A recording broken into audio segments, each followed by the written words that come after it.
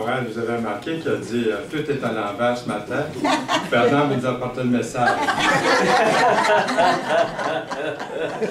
Commencer par la fin. Ça me fait plaisir de vous accueillir, chacun et chacune, et vous accueillir dans la joie, dans l'humour. J'aimerais vous parler du baptême chrétien selon l'Évangile. Vous allez voir, c'est un peu différent de ce qu'on a appris peut-être. Le baptême par immersion, puis je souligne le mot immersion. Le baptême par immersion a été établi par le Seigneur Jésus-Christ lui-même. C'est important de mentionner ça au départ. Vous allez voir. C'est la responsabilité des pasteurs d'enseigner le baptême tel qu'il est présenté dans l'Évangile, dans la Bible, appelez-le comme vous voulez, Nouveau Testament, Ancien Testament, tel que c'est enseigné dans la parole de Dieu. La Bible est la parole de Dieu. Puis dans Matthieu, chapitre 28, verset 19, pour ceux qui ont leur Bible, qui aimeraient tourner dans ce passage-là, je vais lire à partir du verset 18 du chapitre 28 de Matthieu. Jésus ordonne, c'est une ordonnance le baptême. Il ordonne ceci, « Allez, faites de toutes les nations des disciples, les baptisant au nom du Père, du Fils et du Saint-Esprit, et enseignez-leur à observer tout ce qui est prescrit. Ce qui est prescrit. Et voici, je suis avec vous tous les jours, jusqu'à la fin du monde. » La parole de Dieu, l'Évangile, la Bible, s'adresse à nous tous.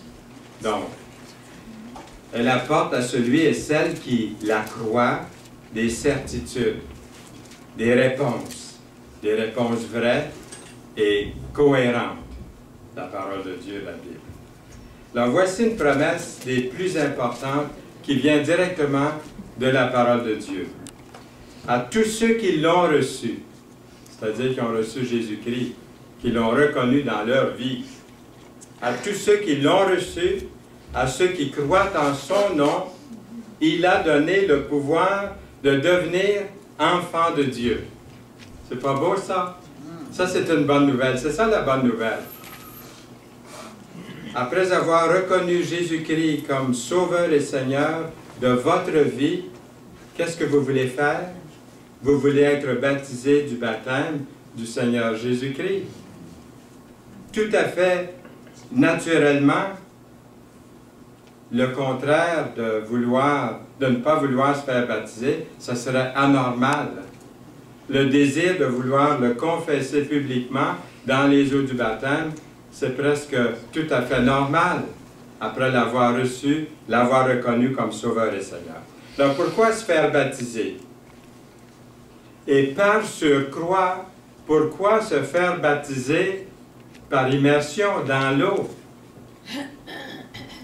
C'est que le baptême veut dire justement immersion. C'est un mot grec, baptizo, il n'a pas été traduit, c'est une translittération. Ça veut dire plonger, ça veut dire immerger. Alors ils ne l'ont pas traduit, ils l'ont simplement mis en français ou dans d'autres langues, le mot baptême. C'est un mot grec. La question toute naturelle qu'on pourrait se poser, là, et peut-être vous la posez en ce moment, oui, mais, n'avons-nous pas été baptisés à la naissance? Bon, là, la fameuse question. Alors, on recommence avec ça. Ce qui peut étonner, à première vue surtout, c'est un baptême d'adulte. Qu'est-ce qui a étonné le plus lorsque Jean-Baptiste baptisait? Bien, eux, ils étaient habitués d'en voir des baptêmes par immersion dans le Jourdain. C'était pas surprenant de voir des baptêmes. Ce qui les a surpris, je vais vous le lire. Jean avait un vêtement de poil de chameau. Ça, c'était étonnant là, pour ceux de l'époque aussi. Voyez-vous? Il se nourrissait de sauterelles et de miel sauvage. Alors, Gilles, où est-ce qu'il est, Gilles, qui va baptiser? Gilles, il n'y a pas de vêtements de poil de chameau. Il n'y a pas... Pardon? T'aimes le miel? Il se nourrissait de sauterelles. Hein? Ça, je pense que Dominique a fait des repas mieux que ça. Là. Et puis, mais le miel, oui, le miel. Les habitants de Jérusalem et de toute la Judée et de tout le pays des environs du Jourdain se rendaient auprès de lui. Et confessant leurs péchés, ils se faisaient baptiser par lui dans les eaux du Jourdain. Donc, vous avez un baptême, ils étaient habitués à ça. Ils étaient étonnés par l'apparence. Ce matin, peut-être que ce qui vous étonne, c'est un baptême d'adulte par immersion dans l'eau. Ça peut étonner. Mais ce n'était pas étonnant pour eux dans ce temps-là. Une autre question tout à fait naturelle qui pourrait venir à votre esprit en ce moment, ce serait « Oui, mais mon premier baptême, lorsque j'étais bébé, lorsque j'étais nouveau-né, est-ce que ça compte pas? » Bonne question. On vient à ça aussi. Le baptême d'adulte par immersion n'est pas en mémoire de votre baptême à la naissance. Le baptême que nous allons observer aujourd'hui, ce n'est pas un renouvellement de votre baptême à la naissance. Le baptême du Seigneur Jésus-Christ, selon l'Évangile, selon les Écritures, selon la parole de Dieu, est celui que nous devons recevoir après avoir cru. C'est pour ça qu'on appelle ça un baptême d'adulte. Moi, j'ai été baptisé quand j'étais bébé, comme la plupart des gens, mais quand j'avais 11 ans, j'ai reconnu que Jésus-Christ était mon seul Sauveur et Seigneur dans ma vie. Et là, on m'a enseigné le baptême par immersion. On m'a enseigné ce que je vous dis maintenant. Et j'ai désiré me faire baptiser. À l'âge de 12 ans, un an après avoir reçu Jésus comme Sauveur personnel, il voulait que je comprenne bien ce que je faisais, et puis j'ai été baptisé par immersion. Après avoir cru Jésus-Christ comme mon seul Sauveur et Seigneur. Voyez-vous? Mais il y a encore un oui, mais. Oui, mais. Il est question d'être... Est-ce qu'il est question d'être rebaptisé? Pouvez-vous me donner un exemple dans la parole de Dieu où c'est arrivé? Que quelqu'un était baptisé, puis il s'est fait rebaptiser. La réponse, c'est oui. Et je vais vous lire le passage dans un instant. Oui, dans les Actes des Apôtres, si vous avez votre Bible et vous voulez tourner, il est question du rebaptême. Regardez dans Actes 19. Et je vais lire les versets 1 à 5. Écoutez bien ceci. Pendant qu'Apollos était à Corinthe, Paul, après avoir parcouru les autres provinces de l'Asie, arriva à Éphèse. Ayant rencontré quelques disciples, il leur dit, écoutez bien ce qu'il leur dit, « Avez-vous reçu le Saint-Esprit quand vous avez cru? » Parce que quand on reconnaît Jésus-Christ, pardon, on reconnaît Jésus-Christ. Ah, j'ai un verre d'eau, merci Monique. Hein? Monique me dit toujours, je te sers de l'eau, tu t'en sers jamais. Là, je m'en sers aujourd'hui. Merci beaucoup. Alors ici, voyez-vous, pendant que Apollos est à Corinthe, il demande s'ils ont reçu le Saint-Esprit quand ils ont cru. C'est que quand on croit sincèrement, puis qu'on reconnaît sincèrement Jésus-Christ comme Sauveur et Seigneur de votre vie, vous recevez, nous dit la Bible, c'est pas quelque chose peut-être qu'on ressent physiquement ou émotionnellement, il y en a oui, mais la parole dit que vous recevez le Saint-Esprit. La parole dit ça. Lorsque j'ai cru, puis j'ai reconnu le Seigneur comme Sauveur, qu'est-ce que j'ai reçu? Le Saint-Esprit en moi. Il est toujours là. Dans Marie-Paul ou dans vous, dans chacun de ceux et celles qui ont fait cette expérience de reconnaître sincèrement et sérieusement le Seigneur. Alors, c'est une question que Paul pose. Qu'est-ce qu'il répond, les autres? Ils lui répondirent, « Nous n'avons même pas entendu dire qu'il y a un Saint-Esprit. » Wow! Ça va mal. Nous n'avons même pas entendu. Donc, ça veut dire que le baptême qu'ils avaient reçu, ce n'était pas tout à fait le baptême du Seigneur, là. On va le voir dans un instant. Il dit, « De quel baptême avez-vous donc été baptisé? » Bon, aujourd'hui, on dirait, j'ai été baptisé catholiques, protestants, je ne sais pas, nommés, hein, peu importe, un groupe. Ils auraient pu répondre ça, ils ont répondu du baptême de Jean. Alors Paul dit, Jean a baptisé du baptême de repentance, disant au peuple de croire en celui qui venait après lui, c'est-à-dire en Jésus. Je vous lis exactement ce qui est écrit ici. En Jésus, sur ces paroles, ils furent baptisés au nom du Seigneur Jésus, et non pas au nom de Jean ou de Paul ou de Pierre-Jean-Jacques ou d'une religion, mais au nom du Seigneur Jésus. Voyez-vous? Ça me touche. Est-ce que ça vous touche aussi? J'espère que ça vous touche aussi, parce que ça bouleverse. À cause de l'enseignement que j'ai reçu, ça peut me bouleverser. C'est normal que ça me dérange, mais c'est ce que la parole de Dieu dit, voyez-vous? Je l'accepte ou je la rejette. Je l'ai accepté. Des disciples de Jean qui avaient été baptisés par Jean se font rebaptiser du baptême de Jésus-Christ. André l'apôtre, André l'apôtre, un apôtre, un des 12, était un de ceux qui faisaient partie des disciples de Jean. Le jour où il a rencontré Jésus, il a reconnu Jésus comme Messie, puis il s'est mis, il a changé d'allégeance. Il était avec Jean-Baptiste, il a changé d'allégeance, puis il a commencé à suivre Jésus. Il est devenu, puis Jésus l'a nommé apôtre. Le baptême enseigné par le Seigneur est différent de celui de Jean-Baptiste. Le baptême de Jean est un baptême de repentance. Jean n'a jamais baptisé dans le nom du Seigneur Jésus-Christ. Quand il a vu le Seigneur, qu'est-ce qu'il a dit, Jean? « Voilà l'agneau de Dieu qui ôte le péché du monde. » Il a envoyé les gens à Jésus. Le baptême de Jean c'était un baptême qui les préparait à recevoir Jésus.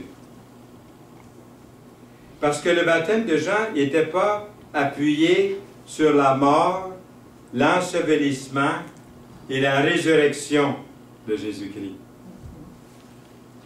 La personne est placée dans l'eau et puis elle sort de l'eau. C'est une belle illustration de la mort, de l'ensevelissement et de la résurrection, le baptême par immersion. Vous pouvez avoir été baptisé bébé selon les rites d'une religion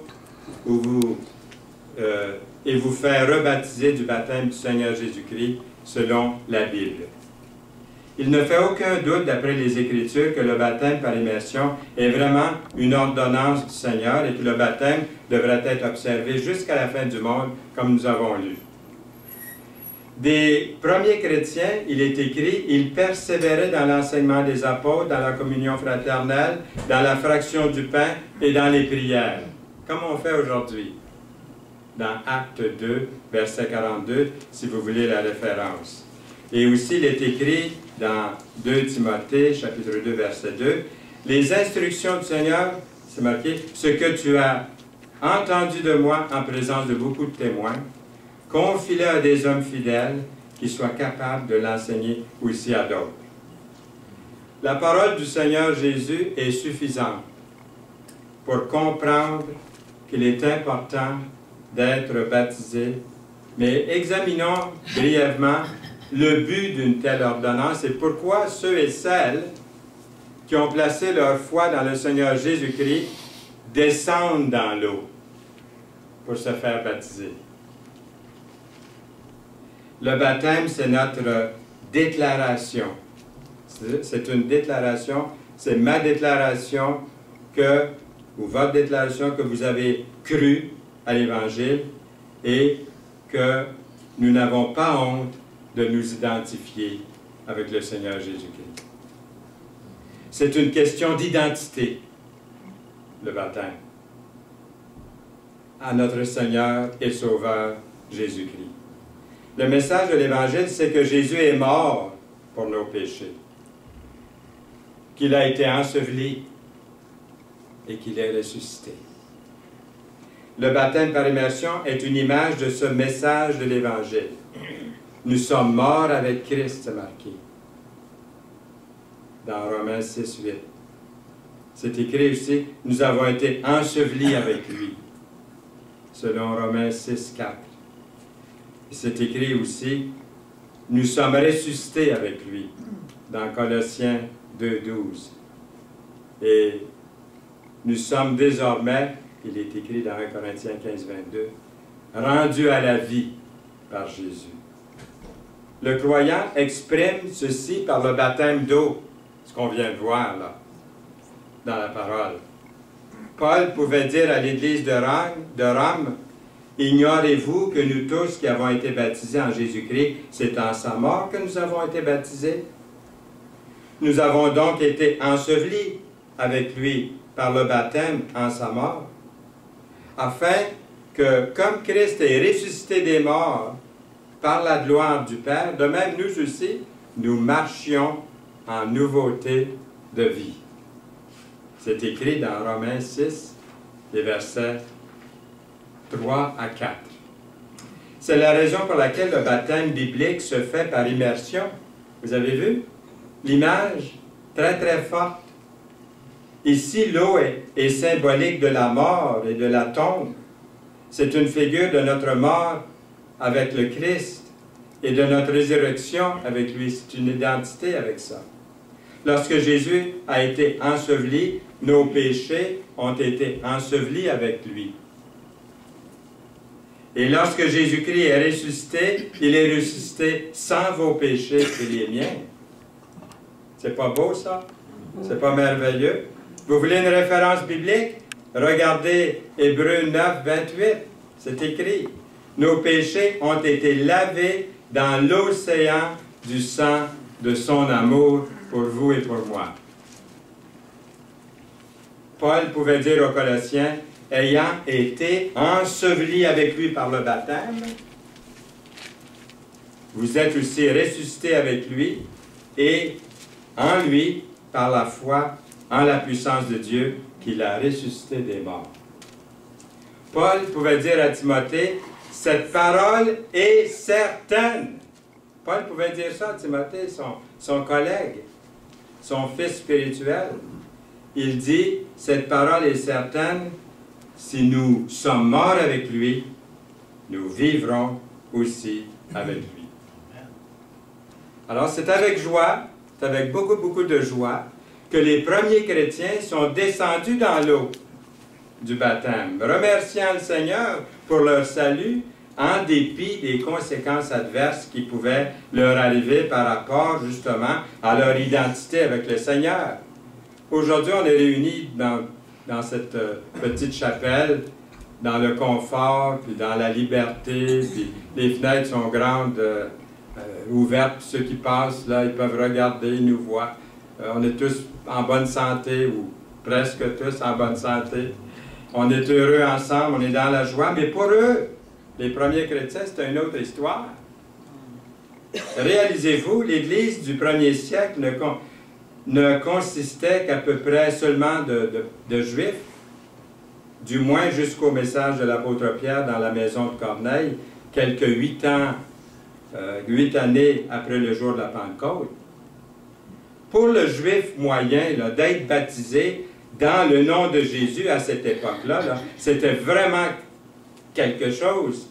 Dans les écrits juifs, c'est-à-dire dans la loi de Moïse, il est écrit « Maudit est quiconque est pendu au bois » dans Galates 3, 13.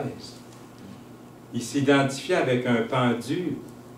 Pour eux, là, pour nous aujourd'hui, on porte une petite croix autour du cou comme un bijou, mais pour eux, c'était d'autre chose, là, la signification. C'est marqué, celui qui est pendu est un objet de malédiction auprès de Dieu.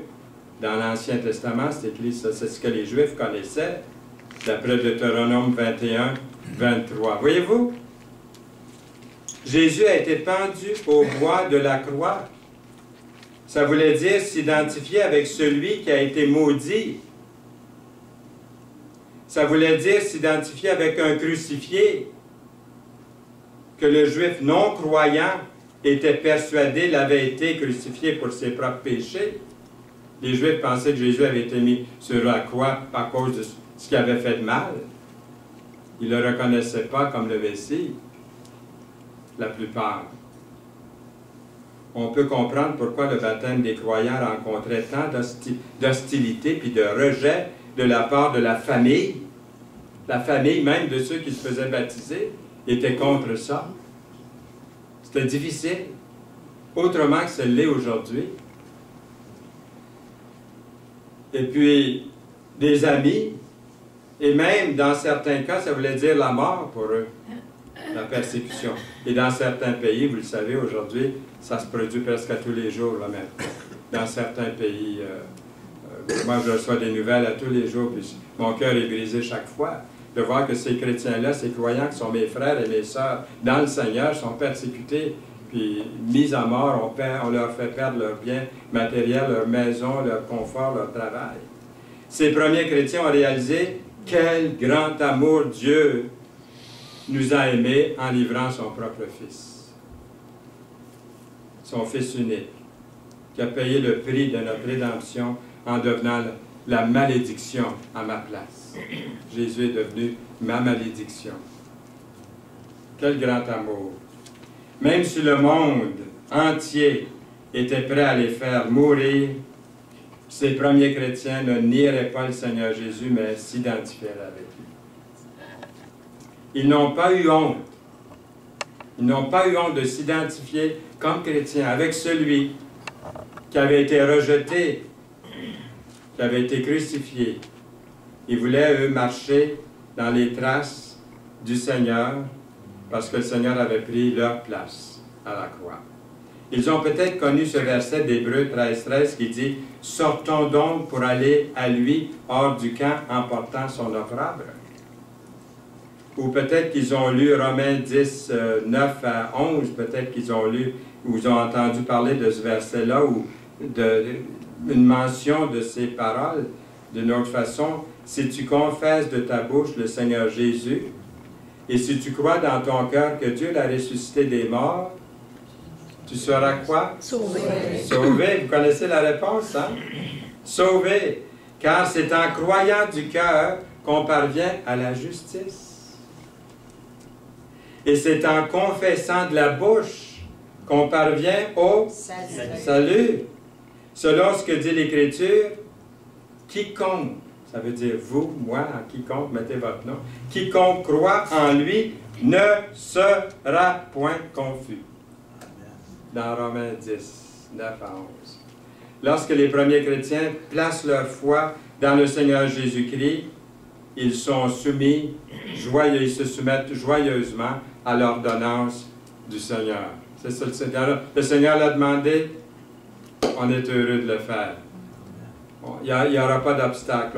Il va y avoir des obstacles, mais on va surmonter les obstacles. Ils ont proclamé publiquement le Seigneur Jésus-Christ comme celui qui a été crucifié pour les sauver. Crucifié pour sauver les pécheurs et un monde perdu loin de Dieu. Ils ont eu l'assurance de la vie éternelle. Puis dans la Bible, nous lisons dans Romains 5,5, l'espérance ne trompe point. C'est pas j'espère, en pensant que ça n'arrivera pas ou que ça arrivera peut-être. Non, dans la Bible, c'est marqué l'espérance ne trompe point. Parce que l'amour de Dieu est répandu dans nos cœurs par le Saint-Esprit qui nous a été donné. On parlait de ça tantôt, le Saint-Esprit qui nous a été donné. Ils ont confessé le Seigneur Jésus comme sauveur personnel devant le monde entier et devant toute l'Église le jour de leur baptême. La bonne nouvelle dans tout ça, c'est que nous sommes appelés à croire en Jésus. Ça, c'est la plus grande de toutes les nouvelles. Vous et moi, là, nous sommes appelés à mettre notre confiance, à croire en Jésus. Puis croire, c'est quoi? Croire, c'est avoir. Ah! Croire, c'est avoir. Avoir quoi? La vie éternelle. Une bonne vie ici, malgré les épreuves, malgré la maladie, malgré tout ce qui peut arriver, d'avoir une paix intérieure. Ça ne s'achète pas, ça. Ça a été acheté par le Seigneur pour moi. Je l'ai, cette paix, dans mon cœur. Et vous l'avez aussi, parce que vous avez cru que Jésus était votre Sauveur et Seigneur. Et vous l'avez confessé. Croire, c'est avoir. Car Dieu, c'est écrit dans Jean 3,16, Car Dieu a tant aimé le monde qu'il a donné son Fils unique, afin que quiconque croit en lui ne périsse point, mais qu'il ait la vie éternelle. Dieu, en effet, c'est ce verset-là, moi, qui m'a touché la première fois que j'ai lu la Bible. C'est le verset 17 qui dit, « Dieu, en effet, n'a pas envoyé son Fils dans le monde pour qu'il juge le monde, mais pour que le monde soit sauvé par lui. » Wow! Ça, c'est une bonne nouvelle, hein? Moi, j'ai cru, là. Je ne pouvais pas faire autrement. C'était pas Jean 3,16, le verset précédent, oui, c'était beau. Mais celui-là, hé! Ensuite, c'est écrit, « Celui qui croit en lui n'est point jugé, mais celui qui ne croit pas est déjà jugé. » Il ne dit pas, s'il a fait des péchés, puis il a fait ci, puis il a fait ça, il va être jugé. Non. Simplement de ne pas croire, déjà. C'est ça qui nous perd ou qui nous sauve. C'est de croire. Croire, c'est avoir. Vous ne croyez pas, vous ne l'avez pas. Faites toutes les œuvres au monde, si vous voulez. Si vous ne l'avez pas, si vous n'avez pas cru, vous ne l'avez pas. On ne peut pas l'acheter, on ne peut pas l'avoir d'une autre façon. Il dit, ceux qui essaient de l'avoir d'une autre façon sont des voleurs et des brigands. C'est pas moi qui le dis, c'est écrit comme ça. Et ça m'a vraiment touché. Alors, ne pas croire, c'est de ne pas avoir. Il est important de recevoir l'invitation de Jésus-Christ. Le baptême est rattaché au Saint-Esprit qui nous habite depuis cet instant-là où nous avons reconnu Jésus comme Sauveur et Seigneur. Il est écrit dans 1 Corinthiens 12, 13, « Nous avons tous en effet été baptisés dans un seul esprit, pour former un seul corps, soit juif, soit grec, soit esclave, soit libre, on pourrait dire, soit homme, soit femme, soit québécois, soit canadien, soit américain. Hein? On peut continuer comme ça. Puis dans les Actes 2, 37, c'est écrit, « Après avoir entendu ce discours, ils eurent le cœur vivement touché. » Ça, c'est beau. Il faut avoir le cœur touché. Il ne peut pas rester indifférent devant la parole de Dieu. Et ils dirent à Pierre et aux autres apôtres, « Hommes frères, que ferons-nous? » Pierre leur dit, « Repentez-vous. » Repentir, ça veut dire changer d'allégeance. Hein? Ça veut dire, faites demi-tour. Partez dans une autre direction. Ce n'est pas une question de changer de religion, c'est une question de croire en Jésus, là, ici. C'est d'aller vers le Seigneur. C'est lui qui sauve. Ce n'est pas une religion. Peu importe la religion, c'est le Seigneur Jésus-Christ. Repentez-vous que chacun de vous soit baptisé au nom de Jésus-Christ à cause du pardon de vos péchés, c'est marqué. Et vous recevrez le don du Saint-Esprit. Alors ceux qui acceptèrent sa parole furent baptisés. Et ce jour-là, le nombre des disciples augmenta d'environ 3000 âmes. Le Seigneur avait dit à Pierre, Pierre était pécheur, comme vous savez, puis le Seigneur avait dit à Pierre de le suivre, puis il dit, je vais faire de toi un pêcheur d'âmes. Ça, c'était son premier message ici. La promesse a été gardée, hein? Il y a 3000 âmes, pas des poissons, là, des âmes qui étaient pêcheurs. Il a été vraiment béni, l'apôtre Pierre, dès son premier message. Juste en passant, je vous dis ça, je ne l'avais pas ici, mais je trouve ça. Alors, premièrement, ils furent touchés, ils acceptèrent la parole de Dieu, ils furent baptisés, puis ils ont persévéré. Nous avons une belle illustration, je vais terminer avec ça, une belle illustration lors du baptême d'un homme très, très, très important dans le gouvernement de l'Éthiopie. Il rencontre Philippe l'évangéliste. Lui, il est ministre éthiopien. Voici un Éthiopien, si vous avez vos Bibles, vous pouvez suivre dans Acte 8, 27. Un Éthiopien, un eunuque, ministre de Candace, reine d'Éthiopie, et surintendant de tous ses trésors, venu à Jérusalem pour adorer, s'en retournait, assis sur son char. Pas écrit si c'était une Cadillac ou une limousine, là. Mais ça devait être certainement tiré par des chevaux ou quelque chose de superbe, là, pour l'époque. Il s'en retournait assis sur son char et lisait le prophète Ésaïe. Vous pouvez lire la même chose, c'est encore là. Hein? C'est dans la Bible ce qu'il lisait, on peut le lire aujourd'hui. l'Esprit dit à Philippe, Philippe c'est un évangéliste, hein? Il dit à Philippe, avance et approche-toi de ce char. Philippe a couru et a entendu l'Éthiopien qui lisait le prophète Ésaïe et il dit à l'Éthiopien, comprends-tu ce que tu lis?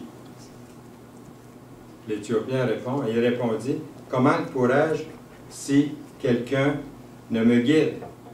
Et il invita Philippe à monter et à s'asseoir avec lui. Un évangéliste assis dans un beau gros char.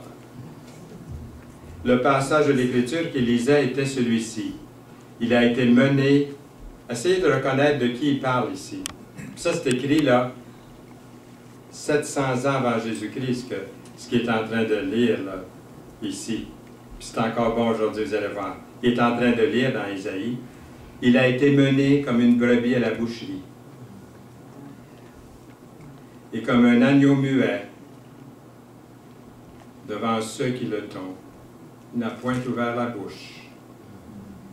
Dans son humiliation, son jugement a été levé. Et sa postérité, qui la dépeindra? Car sa vie a été retranchée de la terre. L'eunuque dit à Philippe, je te prie, de qui le prophète parle-t-il ainsi? Est-ce de lui-même ou de quelqu'un d'autre? Alors Philippe, ouvrant la bouche, commençant par ce passage, lui annonça la bonne nouvelle de Jésus. Comme ils continuaient leur chemin, ils rencontrèrent de l'eau. Et l'eunuque dit, voici de l'eau. Qu'est-ce qui empêche que je ne sois baptisé? Philippe dit, si tu crois de tout ton cœur, cela est possible. L'eunuque répondit, je crois que Jésus-Christ est le Fils de Dieu. Il fit arrêter le char. Philippe et l'eunuque descendirent, tous deux, dans l'eau. C'est une rivière, là, le Jourdain. Ils descendent dans l'eau et baptisa l'eunuque. Écoutez bien ceci. L'eunuque devait en connaître moins que vous et moi. Pourtant, il croit en Jésus et demande de se faire baptiser par immersion. Il en connaît beaucoup, beaucoup, beaucoup, moins que vous et moi, là. Il n'y a pas tout ce qu'on a ici ce matin. Il se fait baptiser. Le baptême du Seigneur et le baptême du chrétien, il est en réalité une action symbolique d'obéissance au Seigneur.